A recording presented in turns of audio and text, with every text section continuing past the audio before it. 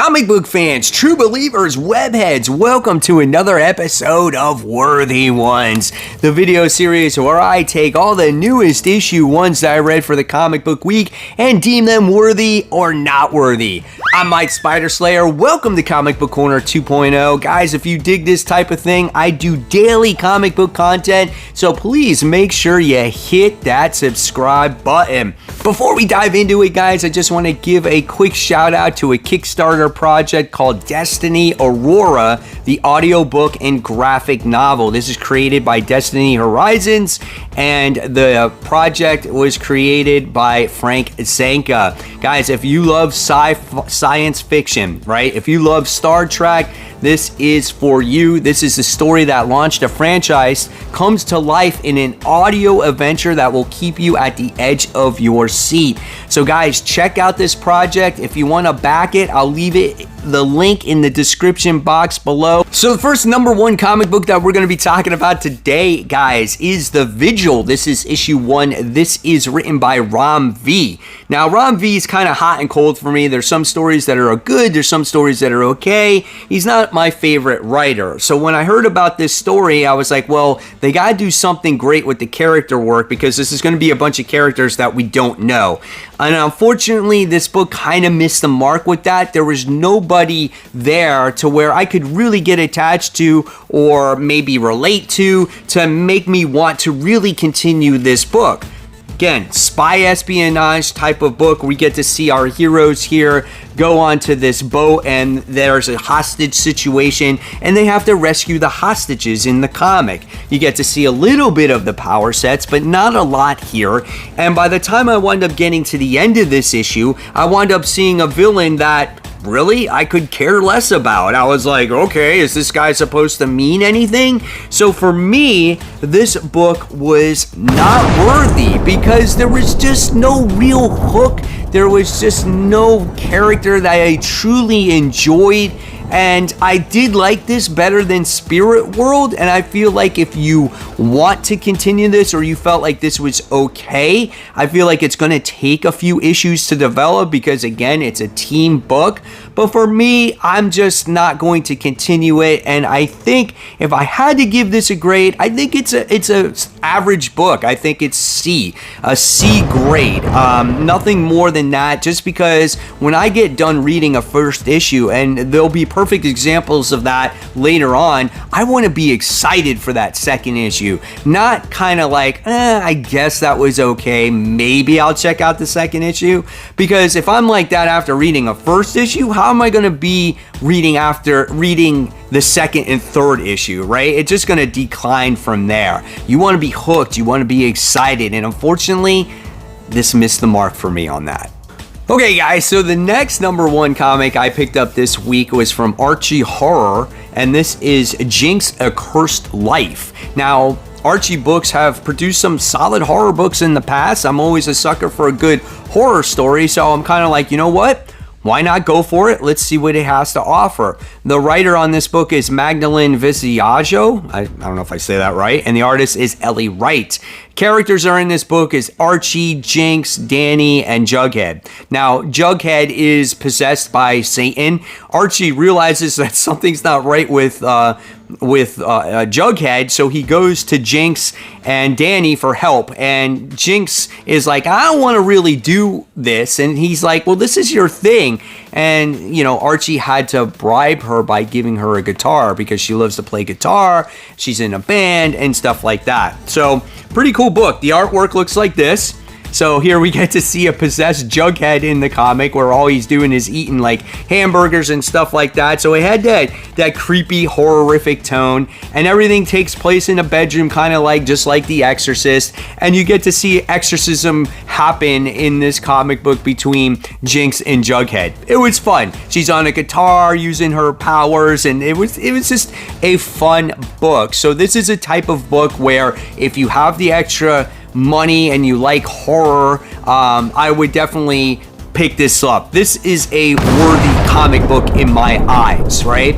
However, being that this is a huge comic book week, you may not have the money to pick this book up because I read 8 #1 issues this week, and I still have 17 other comic books left to read. So this might get lost in the shuffle. But as an overall grade, I had fun with this book. I'm going to give it a C+. I wish it was a little bit more horror, not so lighthearted, and I wish it was just a little bit maybe darker. I thought, again, it was just a little too light, and maybe it took place somewhere else besides the bedroom. But okay, guys, we have an annual to talk about. This is Hulk Annual Issue 1. Now, this is bridging the gap between the old Hulk series and the new Hulk series. And there's actually a preview in this issue of that new Hulk series. So just in that self, it might be, worth you picking this comic book up. But for the main story, you're promised this battle between, Hulk and Giganto, and really what it was like a documentary being filmed of spotting Hulk. There's this guy that does this type of thing, and we get to see the whole documentary kind of unfold, and then this guy winds up passing away, and then there's this funeral, and it was a story that was kind of just there. Giganto didn't look all that great. Even Hulk, he didn't look all that great, and so I was kind of left underwhelmed after reading this comic book. And even the preview that they give you for the new series was a little bit lackluster too. There wasn't really anything there. I felt like maybe there was just some random pages that they inserted. You can kind of get an idea of what the artwork might look like in that future series. But yeah, at the end of the day, I'm going to deem this book not worthy, because it's just an annual. It doesn't mean anything at all. And unlike that Archie book, if you love a genre of book, you might want to pick that up. This is an annual. This is a true definition of what annuals were. They don't mean shit. You know what I'm saying? And even the story wasn't all that great. So I'm going to give this one a D. This is one that you can pass in a very heavy comic book week. It's $5 that you can put in your pocket. So this next #1 comic book is a bright one, let me tell you, but it is a lot of fun, and I feel like it's great for the entire family. This one goes to Arcade Kings. This is issue 1. Now, the price point on this book is pricey. It's an $8 comic book, but this thing is like a trade paperback, man. It's got a spine. You get to see all the pages in it, but it does read quite quickly, okay? This book is written by Dylan Burnett. The color is done by Sarah Antonelli. And so when I mean the coloring in this book is awesome, check that out. Look at those colors. They're bright, they're vibrant. They take you to this world, which I think is Infinity City, if I remember correctly, to this world where you want to be a part of. It definitely has that vibe like you are in a video game world. There's lots of action in this book. It's just a lot of fun to read. And we learn about this guy who his name is Joe. He has a past that you don't really know anything about, but he's very good at playing video games, right? Now, there's someone that comes and challenges him in this world. Now, and it's not just at a video game, but it's in the real world. So what happens is he brings this robot, this challenger, or it's a she, and then the next thing you wind up seeing is that Joe battles this chick that has this robot, and they battle, right, for this joystick. And it was just quite entertaining. Like I said, Joe has this past with this crazy this character right here called Mick Max. So that guy right there. So somehow this dude wants Joe.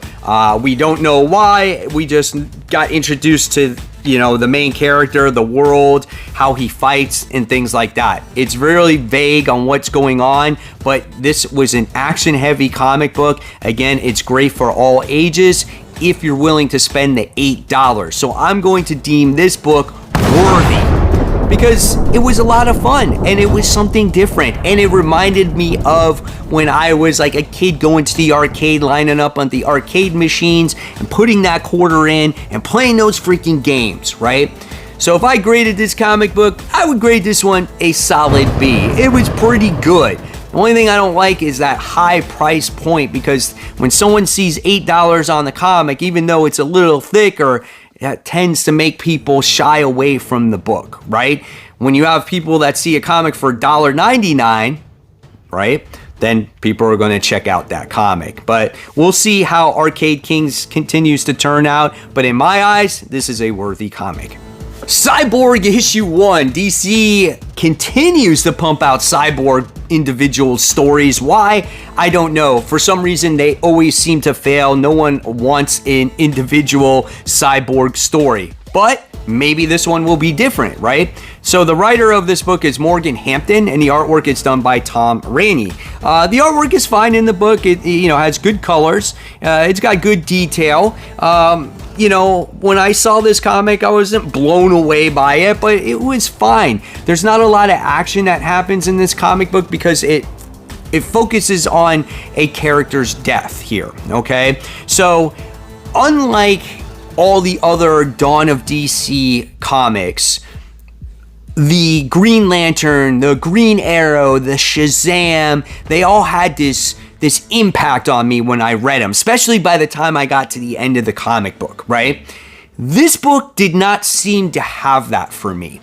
Now, what this story was about was Victor, he comes home because we find out that his dad passed away. Now, if you're a new reader to the Cyborg character, this is a great jumping on point for you because you never knew that his father and the son had relationship issues, right? And how his dad tried to save him, when he got in a horrible accident and things like that. Cyborg never forgave his dad. He always felt like his dad was using him. So his dad had a heart attack. He dies. They have their funeral. Victor's not showing much of emotion and this and that. There's a lot of other stuff going on with other scientists in the city and stuff like that.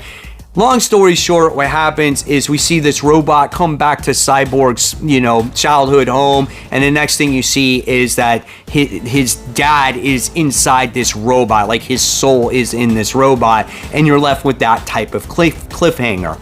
And I was kind of like, okay, I was like, why do we got to focus so much on the dad? It just seems like every time we do a Cyborg book, it's like always about his dad. And I get it. That's like, his dad created him, that's why he's so angry half the time and stuff like that. But I just wanted a different hook. And I just wasn't as blown away as the other Dawn of DC books. But however, I am going to deem this book worthy. I did think it warranted a second issue just because I wanted to see where this story goes from here. Yes, we gotta tell where Cyborg came from, what his dad is like. So why is his dad in this robot? What is this future Solus Labs going to be about? So I'm gonna grade this book a C. Yeah, average book for me, but I'm gonna continue to see if it gets better.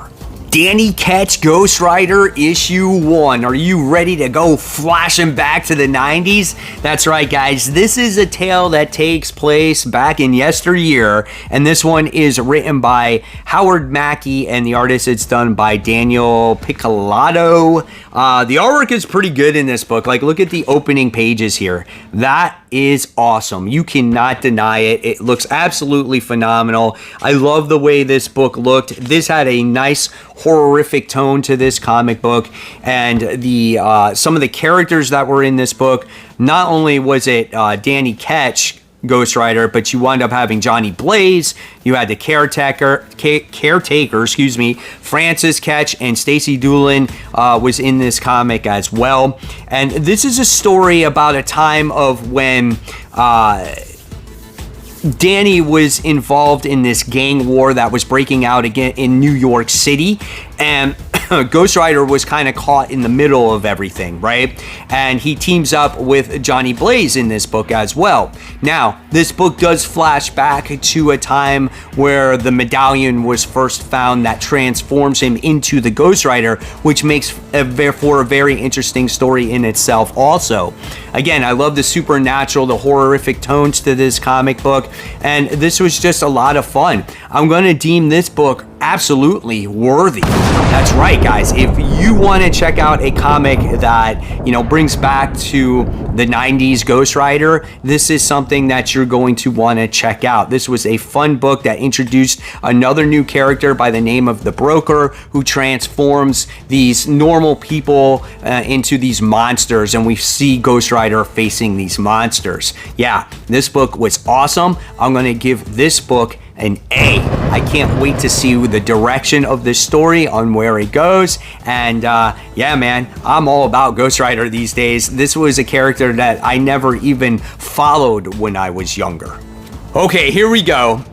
This is why you paid admission to come watch this video. The Battle of the Team Books. First, we have Dawn of DC Titans issue 1. So if you guys have been reading Nightwing, obviously the Titans have been in Nightwing quite extensively, and now the Titans do have their own book. This book is written by Tom Taylor, and the artwork is done by Nicholas Scott. Now, Nicholas Scott's artwork is pretty good in this book. I liked it, but sometimes just certain characters' facial expressions just were weird for me. Like, Beast Boy looked weird. I thought Raven looked weird. It was just a little off.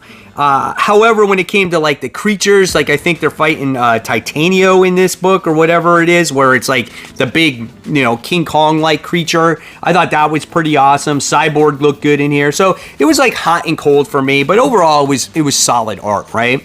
So in this story, we wind up seeing opening day for Titan's Tower, like everything's going to get underway, and all of a sudden, this big creature comes and is going to destroy a power plant. Well, we see the Titans obviously save the day. The power plant is not going to be destroyed. We wind up seeing Peacemaker come, and he kind of gives like freaking the Titans the ultimatum of like, why don't you serve your president? And then all of a sudden he's like, the others are just like, well, I'm not even from this country, and I'm an alien, and this and that. And it was some like unnatural banter. Like I didn't want that in the comic, right? But nevertheless, that part was interesting, like this whole King Kong thing. But the thing that kind of draws you to the comic is what happens to Flash in this comic. Somehow, some way, Flash winds up getting shot. You see that, okay? And he says, I can make seconds last a long time, so I need to take care of the things that I need to do. So he's traveling through the Speed Force. He's saying, I love you to his wife. And then he winds up going and goes to Titan's Tower, and he's like lying on the ground, basically dead. So what happened to Flash? We don't know. The next thing you only get a hint of is that you get to see that maybe Brother Blood is coming back into the Titan comic book, right? So I'm going to deem this book worthy. I thought it was good. I thought it was entertaining. Did I have some issues with it? Yeah, I did. There were some issues with it, with like Raven and Beast Boys like making out in the middle of everybody. Like I felt that was kind of like unnecessary. I would never picture Raven to do something like that, just because she's very, to herself. And I don't know. I wouldn't see that. But nevertheless, it was an entertaining book. I was expecting maybe something a little bit different, but it was fine. They had to get the team together to introduce you to everybody, but maybe they could have done a little bit better job at getting a new reader to understand who these characters are, because that's what they've been doing with Dawn of DC, right? I know a lot of people know who the Titans are because of Teen Titans Go, and they've been around forever, but if you've been doing that with Shazam, and you've been doing that with Green Arrow, and you've been doing that with Green Lantern, why not do that here? So, I don't know. But I'm going to give this book a solid B. This was a good read, and I'm looking forward to more. Okay, so probably my most anticipated new #1 this week was the Avengers issue 1, only because Jed MacKay was the writer of this comic book. Jed MacKay has rose in the ranks, I feel, when it comes to writing Marvel comics. I remember he first started on Taskmaster, and when he wrote that comic, I was blown away by that book. Then he took over Black Cat, and he's done phenomenal things with Black Cat. A lot of people love Moon Knight, and currently he also writes the Doctor Strange book, okay? So all those books have been doing pretty well. So when I heard that he's taken over the Avengers, that's a tall order, and I'm like, and it's got to be better than Jason Aaron's run. Well, after reading this particular comic book, I must say that this was much better than any Jason Aaron Avengers comic that I have read. So just like the Teen Titans book, they are also fighting a big formidable beast by the name of Terminus. And whenever you destroy this thing, it like regrows and all this stuff. So it's very hard to destroy this creature. But that's not the draw to the comic. The draw to the comic book is the way the new team is introduced to the reader. And not only does it introduce you to the team, but it reintroduces you to these characters, and it introduces you to why Carol picks these characters, which I could appreciate. And the way Jed MacKay wrote Carol Danvers in this book, that's the way Carol Danvers should be written, because I love her thought process behind why she picks the people that she picks to be on her team. Tony is her number 2. You know, he's been around a long time. He's got the money. He's got the knowledge. He's super smart. And you get to see that explained in the comic. Again, on every single character. You might think that might be boring, but the way it was done, it was not boring at all. It felt like she had a reasoning behind it. There was this great thought process behind it. And we wind up seeing the team consist of, when it's all said and done, of obviously Carol Danvers, Falcon, Scarlet Witch, Vision, Thor, Tony Stark, and Black Panther. So that is your team. And we get to see them again do battle against a big giant creature by the name of Terminus. And what happens is you get to see the action ramp up by the time you get to the end of the comic book. And then there is like this black hole effect that happens, and Carol doesn't know where she is. And then what happens is she comes across Kang. And if you did not read Timeless issue 1, this most recent edition of it, hey, that's okay, because it's going to explain what's going on in the next issue. This book is absolutely worthy. The Avengers are back. If you were on the fence about buying an Avengers book, I feel like this is the time to jump on it now, guys, because what Jed MacKay does is he captures every single character trait when it comes to the Avengers, to these characters. I feel like MacKay has done his homework. In fact, if you read the letters page in this comic, he read a ton of Avengers stuff when he was a kid back in the 70s. He got a hold of the Avengers collection. So I think he gets the true essence of these characters, and I can't wait to see where this comic goes. This book gets an A+ for me. I loved every single page, and this was worth the $5 price tag of this comic. Quick note, guys, I did not read Brave and the Bold yet. However, I'm only going to read that one issue going forward. I'm not going to spend $8 on an anthology book every single month. It's going to be just like Batman Urban Legends at the end of the day. So there you guys have it. There are the books that I deemed worthy or not worthy. Are there books that I did not cover that you want to deem worthy? Let me know in the comments below. And of course, guys, if you love my content, there's more content right there. Don't forget to hit that subscribe button. And of course, guys, as always, keep buying, keep collecting, but remember, always read your comics. Guys, I'll see you real soon. Bye.